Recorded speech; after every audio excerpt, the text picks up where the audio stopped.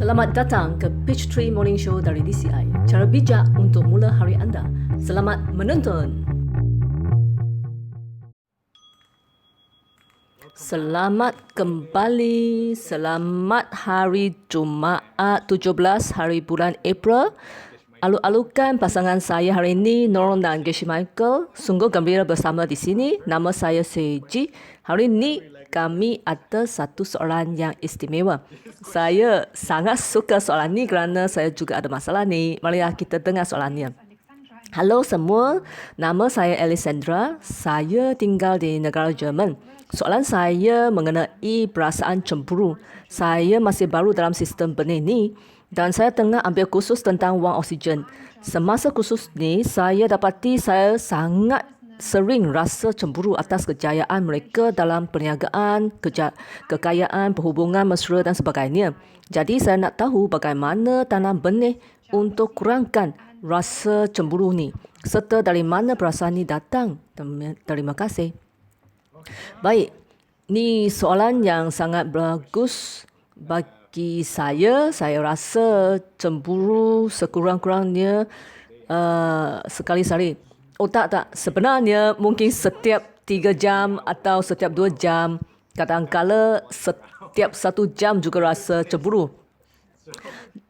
Kamu cemburu, saya lebih dari anda tahu. Ya, terima kasih Alessandra atas soalan ni. Saya percaya soalan ni akan tolong ramai di sini. Jadi terdahulu saya nak jelaskan sebuah konsep di DCI dipanggil Top 10. 10 kelakuan baik yang kami lakukan.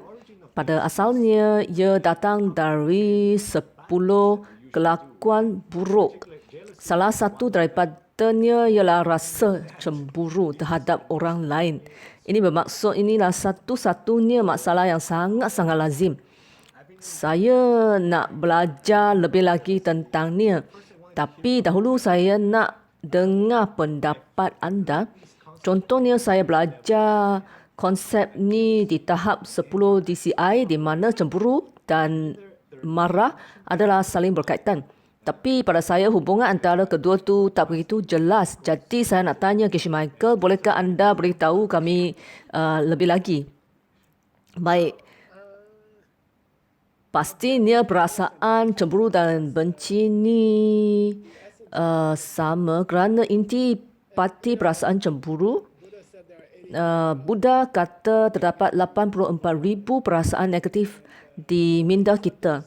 Dia dalam senarai top 10 kerana senantiasa dia berada dalam minda. Kerap berlaku. Ia dalam senarai yang ke-9 kan? Oh bukan. Nombor 8. Di mana kami rasa tak gembira apabila seseorang berjaya kan? Jadi ia sungguh mirip dengan perasaan cemburu. Seseorang kelihatan lebih cantik, lebih pandai atau lebih bertaraf tinggi. Lalu kami rasa cemburu. Jadi kenapa ia serupa dengan kemarahan ataupun kebencian? Saya rasa intipati kemarahan adalah kami berharap mereka gagal. Sehingga ini termasuk orang kesayangan kita juga. Kami rasa gembira jika mereka gagal. Ya, kami ada ini dalam minda semasa rasa marah. Intipati kemarahan ialah nak cedera seseorang tu. Juga bermaksud anda nak rampas benda-benda yang miliki mereka tu. Jadi itulah sejenis intipati kemarahan. Bagi saya itulah hubungkai antara kedua-dua ni. Perasaan marah ialah mahu orang lain tak gembira dan tak berjaya. Perasaan cemburu juga tak mahu orang lain lebih berjaya daripada saya. Dalam hal ni kedua-duanya seakan-akan adik-beradik, iaitu kelakuan buruk. Betul. Soalan utama yang buat saya risau ialah kerana kami belajar bahawa kemarahan bawa akibat-akibat buruk kepada benih-benih baik kami. Dia boleh menghapuskan mereka semua. Dan apabila saya rasa cemburu juga ada kesan yang sama, saya rasa sungguh terkejut. Tapi mari kita kembali kepada soalan Alessandra mengenai bagaimana tanam benih-benih untuk kurangkan perasaan cemburu dan apakah pendapat anda tu?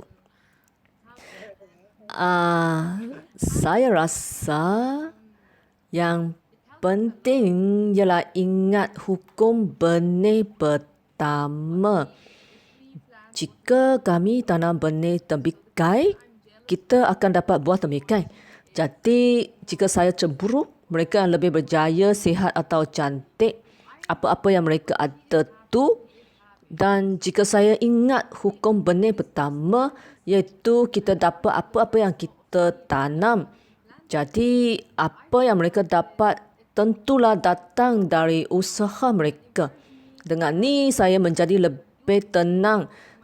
Dan ini jadi galakan agar saya mengikut hukum benih, pergi tanam lebih banyak benih untuk diri sendirilah jika saya nak tu. Ni cara yang lebih praktikal. Ingatkan hukum benih pertama iaitu dapat apa yang anda tanam tu. Dengan berasa cemburu terhadap seseorang, saya telah menafikan hukum ni. Jadi lebih baik saya tukar tumpuan saya dari rasa cemburu kepada kejayaan mereka dan mencipta kejayaan diri.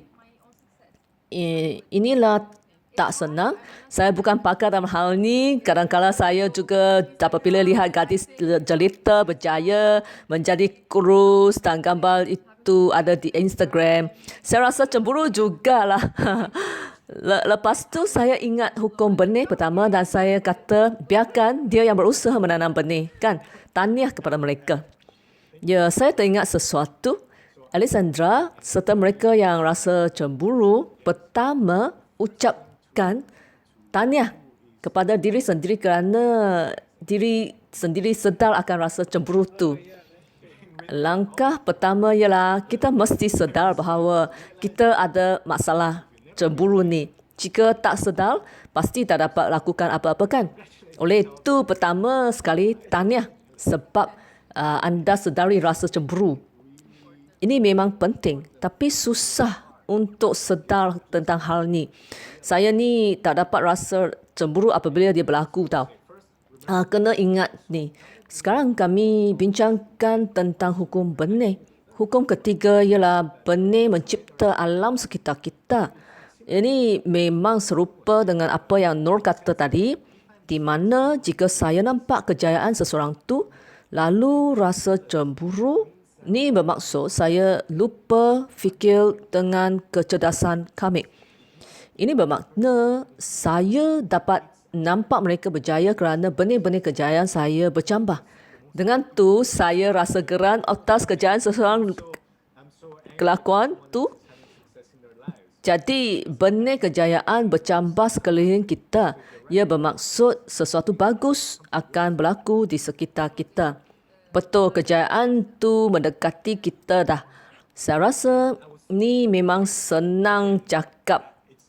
Tapi rasa cemburu dan marah sama sekali. Kami kena guna semua langkah-langkah. Sekurang-kurangnya untuk saya, ancaman yang amat kuat terhadap saya. Jadi gunakanlah seberapa banyak cara yang boleh untuk bantu anda. Cara tertentu hanya berkesan terhadap sesuatu keadaan atau sesuatu hari. Jadi baguslah kita ada pelbagai cara. Saya berfikir sejak pagi tadi semasa saya dengar soalan ni, saya juga hadapi masalah cemburu yang serius sepanjang hari, sepanjang hidup saya. Ni salah satu masalah utama saya. Dan sejak ke belakang ni, saya belajar Tao Te Ching, buku amalan baik, iaitu buku Tao Te Ching. Saya rasa Tao serupa dengan arus sungai. Dia salah satu tema juga ia adalah klasik besar di China, iaitu mengikut aliran arus, bukan sebaliknya. Jika kita ikut aliran arus, kehidupan kita akan jadi lancar dan bahagia. Arus dalam minda saya ialah hukum karma. Seperti yang Nur sebut, Terutamanya hukum pertama, jika anda buat baik, anda akan dapat sesuatu yang baik. Sebaliknya, buat buruk, ia akan dapat yang buruk. Jadi untuk saya tahu Te Ching ni, di mana Ching bermaksud buku kuno, Tao bermaksud jalan, Te bermaksud amalan baik yang serupa hukum karma pertama. Apa yang saya rasakan, masa anda kecewa nampak kejayaan, kejelitaan, kurus badan mereka, rasa tak selesa. Ni bagaikan berharap hukum karma tak beri kesan kepada mereka. Seperti mereka tentu pernah tolong orang lain jadi langsir, sabar dan mereka dah berbuat baik. Oleh yang demikian, sekarang mereka berkeadaan sempurna. Mereka kaya, mereka kacak dan jelita, langsir dan sebagainya. Jadi, jika saya rasa cemburu dalam hati, apa yang saya rasakan ialah saya harap hukum karma tak berkesan untuk awak. Saya harap anda lakukan perkara baik lalu dapat hasil buruk. Dan saya akan rasa gembira. Tapi hal ini bercanggah dengan Tao. Anda cuba berjalan bertentangan dengan aliran arus sungai. Lalu semua aspek hidup anda jadi susah faham. Soalan falsafah dari saya, bolehkah kita ubahkan hukum karma dengan berharap hukum itu gagal berfungsi untuk orang lain? Adakah kemungkinan ubahkan hukum karma untuk diri sendiri? Bila anda lakukan perkara baik lalu dapat hasil buruk, kerana anda harap mereka buat baik dan dapat hasil buruk kan? Anda cemburu mereka yang buat baik lalu dapat kesan baik. Saya tak pasti, bolehkah anda ubahkan hukum karma ni? Itulah idea yang menakutkan. Ya, saya rasa jika kita harapkan sesuatu tu tak jadi untuk orang lain, kita dah tanam benih bagi diri sendiri, tak dapat benda yang kita nak. Misalnya kadang-kadang saya cemburu pada seseorang yang buat kek yang sedap. Saya berharap dia tak dapat buat kek yang baik lagi lain kali. Selepas tu bila saya buat kek sendiri, ia tak jadi sebab saya dah tanam benih untuk hentikan kejayaan seseorang. Dengan itu secara automatik saya hentikan kejayaan diri sendiri dah. Itu pengalaman saya. Saya tak pasti itu soalan terbuka. Bila sebut tentang cemburu, cadangan praktikal saya ialah ia mungkin kelihatan berfalsafah tapi ia memang berkesan untuk saya. Ingatlah mereka datang dari saya seperti mana yang dipelajari. Caranya sama seperti bila nak rasa marah, cuba tangguh 3 saat sebelum nak rasa cemburu. Contohnya, jika saya nampak gambar gadis yang cantik, berbadan kurus, lagi berjaya, sebelum nak rasa cemburu, saya henti buat seketika selama 3 saat, berhenti buat apa-apa untuk 3 saat. Kemudian ingatlah, hukum karma ni berkesan untuk dia, jadi ia tentu akan berkesan 100% untuk saya juga. Cuba ingat hukum pertama, ia memang membantu saya.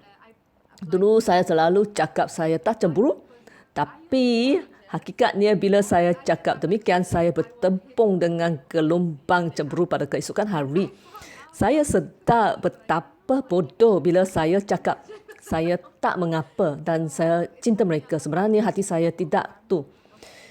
Jadi lebih membantu ialah ingat hukum karma pertama dan bunga ketiga.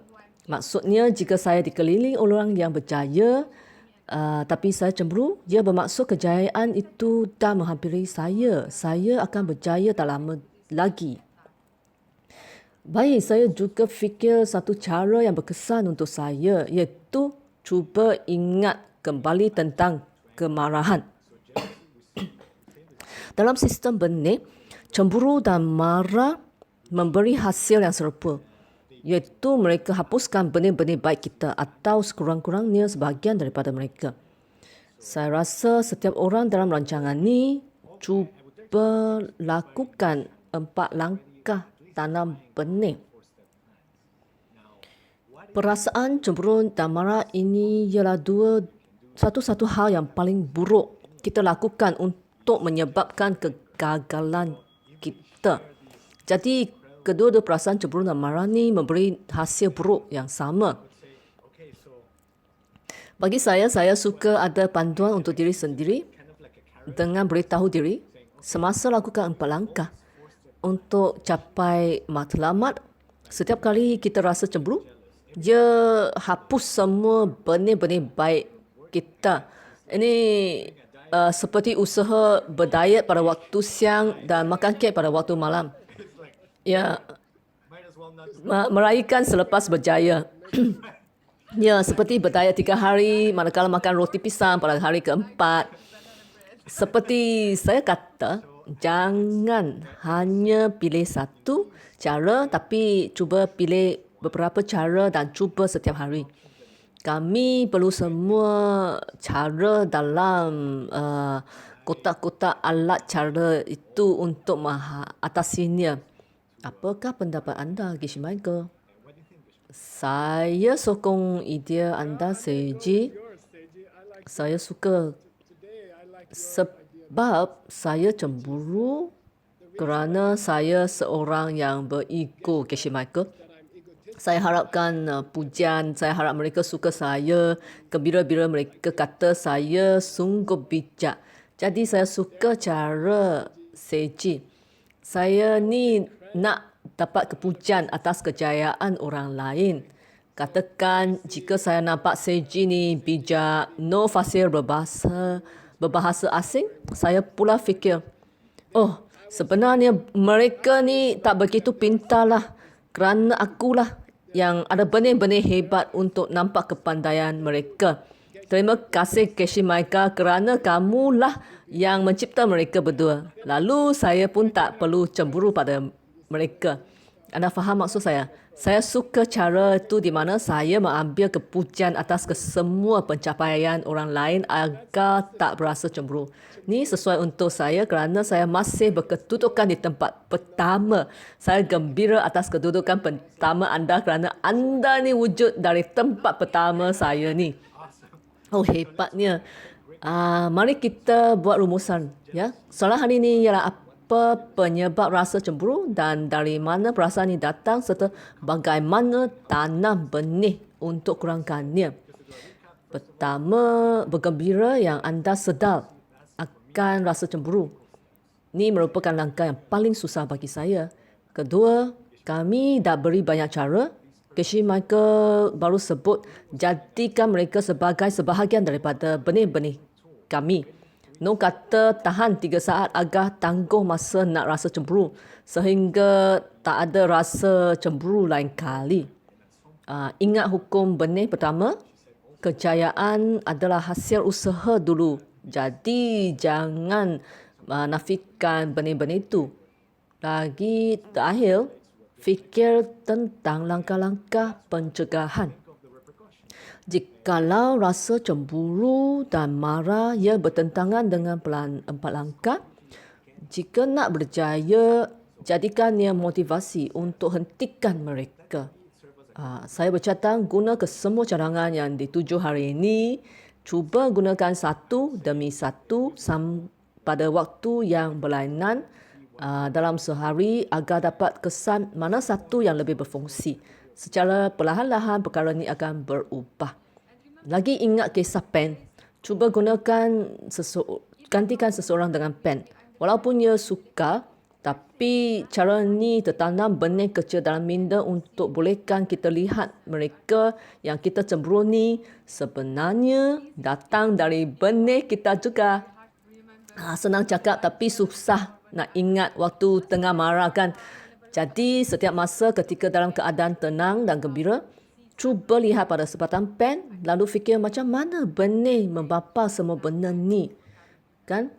Ya, terima kasih. Kami ada soalan dari Ana dari Banda, Mexico. Marilah kita dengar. Halo cikgu, saya Laura dari Banda, Mexico. Menurut kepada episod ke-15 bertajuk berhubungan dengan orang lain, saya nak teruskan hubungan dengan anak saya yang berumur 11 tahun. Saya tak pernah berjumpa anak selama 8 tahun semenjak ayahnya memisahkannya dari saya secara haram. Selepas saya menang dalam kes penjagaan anak selepas bercerai. Jadi apakah benda yang perlu saya tanam untuk menjalin hubung dengan anak saya melalui komunikasi efektif dengan ayahnya? Itu soalan yang bagus. Ini boleh bantu ramai wanita yang menghadapi keadaan yang sama. Jadi kembali bersama kami pada minggu depan. Inilah peringatan saya tentang menghantar video. Ya, tolong hantar soalan kepada kami ke seekquestions@diamondcutterinstitute.com. Dan ingat video selfie menegak selama 30 saat. Kami dah terima soalan-soalan dan kami ada ramai untuk jawab mereka. Ribuan terima kasih ke Michael kerana bersama-sama kami. Ya, hari Isnin, soalan ini akan dijawab oleh 2 orang guru DCI yang senior dari Singapura, Kelly Tan dan Jing Chuan. Dan saya menanti-nanti berjumpa mereka dan kalian di Peachtree Morning Show akan datang. Terima kasih.